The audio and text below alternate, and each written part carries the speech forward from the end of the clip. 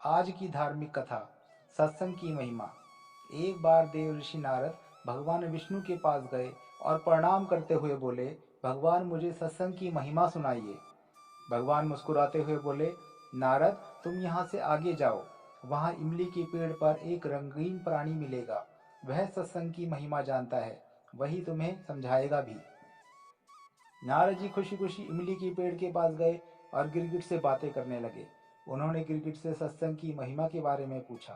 सवाल सुनते ही वह गिरगिट पेड़ से नीचे गिर गया और छटपटाते हुए प्राण छोड़ दिए। नारद जी आश्चर्यचकित होकर लौट आए और भगवान को सारा वृत्तांत सुनाया। भगवान ने मुस्कुराते हुए कहा, इस बार तुम नगर के उस धनवान के घर जाओ और वहाँ जो तोता पिंजरे में दिखेगा उसी से सत्संग की महिमा पूछ लेना। नारद जी क्षण भर में वहां पहुंच गए और तोते से सत्संग का महत्व पूछा। थोड़ी देर बाद ही तोते की आंखें बंद हो गईं और उसके भी प्राण पखेरु उड़ गए। इस बार तो नारद जी घबरा गए और दौड़े दौड़े भगवान विष्णु जी के पास आए। नारद जी ने कहा, भगवान यह क्या लीला है? क्या सत्संग का नाम सुनकर मरना ही सत्संग की महिमा है? भगवान हंसते हुए बोले, यह बात भी तुमको जल्द ही समझ आ जाएगी। इस बार तुम नगर के राजा के महल में जाओ और उसके नवजात पुत्र से अपना प्रश्न पूछो। नारद जी तो थर थर कांपने लगे और बोले, अभी तक तो पक्षी ही अपने प्राण छोड़ रहे थे, इस बार अगर वह नवजात राजपुत्र मर गया तो राजा मुझे जिंदा नहीं छोड़ेगा। भगवान ने नारद जी को अभय दान दिया। नारद जी दिल मुट्ठी में रखकर राजमहल में गए। वहां उनका बड़ा सत्कार किया गया।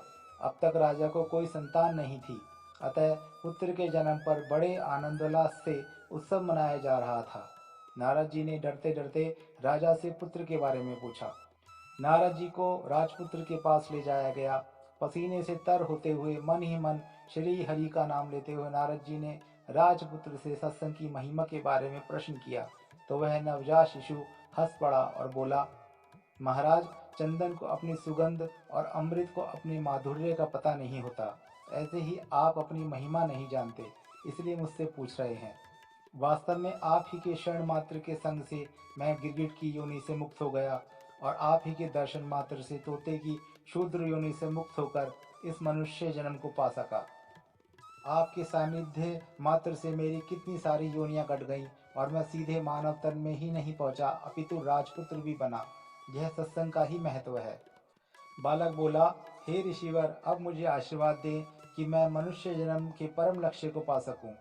नारद जी ने खुशी खुशी आशीर्वाद दिया और भगवान श्री हरि के पास जाकर सब कुछ बता दिया। भगवान ने कहा, सचमुच सत्संग की बड़ी महिमा है। संत का सही गौरव या तो संत जानते हैं या उनके सच्चे प्रेमी भक्त। तो मित्रों, आशा है आपको आज की कथा पसंद आई होगी। आप कमेंट बॉक्स में अवश्य बताएं। वीडियो को लाइक करें और चैनल को सब्सक्राइब करें। धन्यवाद।